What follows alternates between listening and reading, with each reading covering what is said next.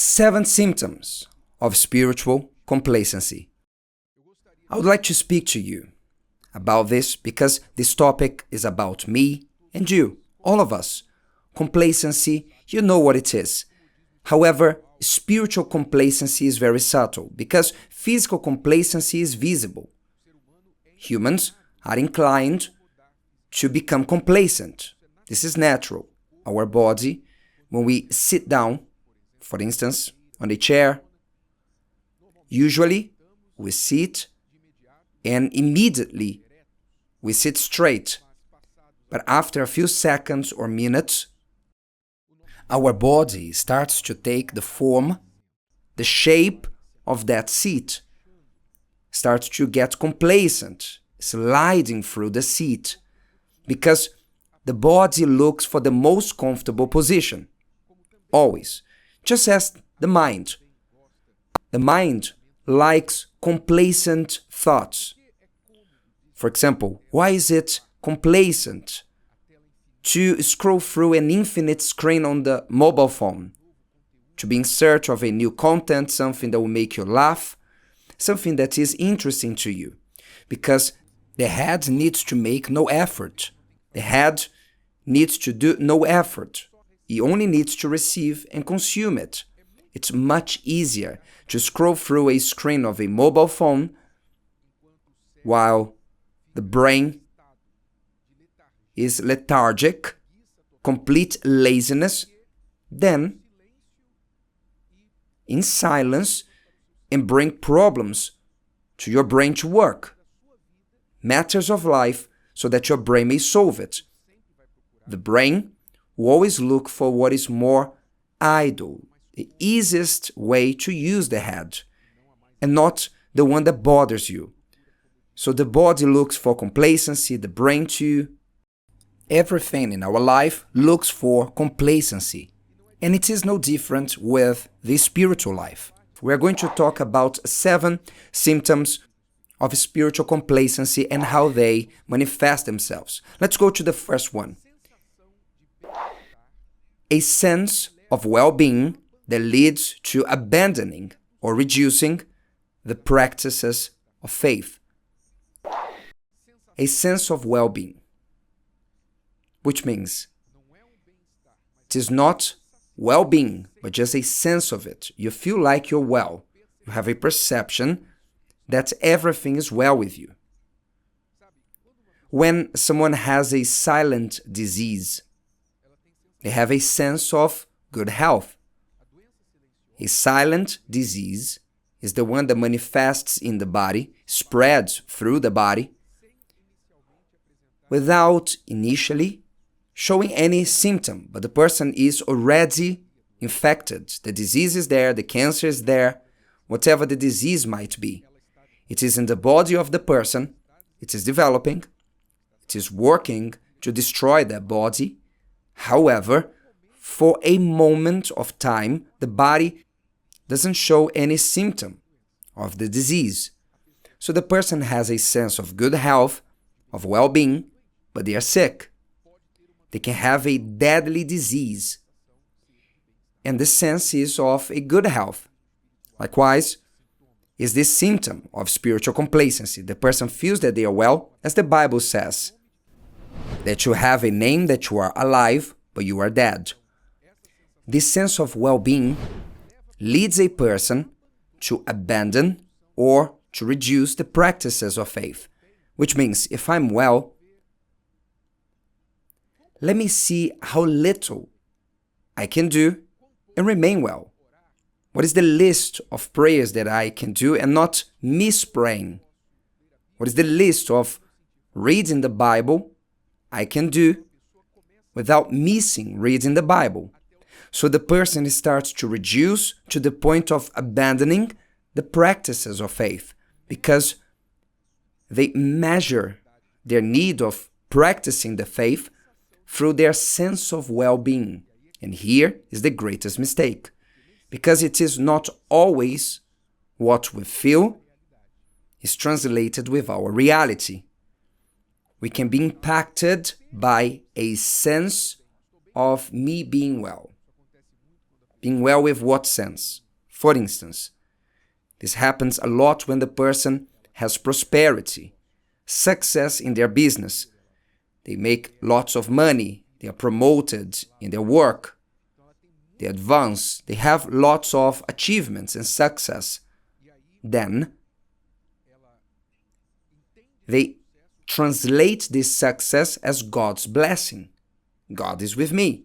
See how blessed I am. It can be, or it cannot be. There are many people in this world who are literally cursed and they have successes. Some with a pact with the devil and they have success. So success on its own, it's not a synonym of communion with God. But someone who does not understand this, they think, I'm very well soon. I'm well with God and God is happy with me. I remember a coach, a football manager, was very successful. And in an interview, he said that he teaches his players that the most vulnerable part of the match is after a goal. Because after a goal, the euphoria of the celebration, of the victory, of the power, it leads the team to be distracted, to become complacent, and not to realize that the other team is hurt and reorganizing themselves to make a difference. You see that many goals happen after one just happened. This is what happens in football. A goal happens, and soon after, a few minutes after, another goal happens. Why? Because the other team gave an opening, because of the sense of victory. We are well, and they had to suffer with a goal from the opposite team. There's a verse in Proverbs 1:32 that says, speaking about fools, the unwary, for the turning away of the simple will slay them, and the complacency of fools will destroy them. Someone, through the sense of well-being, they are walking towards slaughter. This is the first symptom. We are not going to speak about the 7 today. I would like you to follow the upcoming messages here. But we are going to talk about the next one. No longer praise, or only praise in critical moments. It is the second symptom, the second sign of spiritual complacency. No longer praise or only praise in critical moments. Related to the first, as I mentioned, someone who has a sense of well-being and becomes complacent spiritually when life is well, they tend to abandon prayer, life of prayer. When someone is afflicted, in danger, they cry out to God, right? When a plane goes through turbulence, a violent one, even the atheist prays. The atheist converts quickly. When the plane starts to shake, they start to pray, my God. In turbulence, in affliction, in pain, we cry out to God. Am I right? We are all like this, all of us. Yes. But when you are active in your spiritual life and not surrendered to spiritual complacency, you don't only pray in critical moments. You pray as part of your communion with God. You speak to God when you wake up, when you go to bed, throughout the day, your mind is in God. You will make a decision, then you consult God. It is your normal state. Because God is your company of all times. So He is with you. You are always thinking about Him, wanting to hear His voice. That's why your communication with God is without ceasing. But when someone is in spiritual complacency, they abandon this kind of contact. And the third symptom, Bible reading becomes rare, shallow, and rushed. The person rarely gets their Bible to read. When they do, it's just shallow reading. They don't really think about what they are reading. Just to fulfill a duty, quickly they finish it,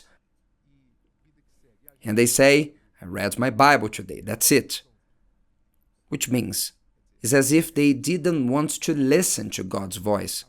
It is like one who finds another who they think they are inconvenient. They don't like their talk, their company, and soon they turn their back and they say, sorry, I have to do something else, because they don't want to listen to the person because they think that they are boring. When the person is spiritually complacent, they only use what they know from the Bible, or they outsource their biblical knowledge to someone else. They want someone else to talk about the Bible to them. It is easier for them to play a video on the internet, a podcast, a pastor speaking about the Bible, than they themselves going and reading the Bible.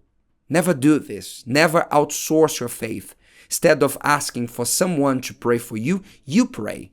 Instead of asking someone to read the Bible to you or speaking about the Bible to you, you do it. Of course, you can ask someone to pray for you or listen to someone preaching. You should go to church and listen to the pastor preaching. But don't let this become an assistance that you don't need. You need to have this direct and personal actions. And this is non-transferable. If you transfer this, you start to be complacent in your faith.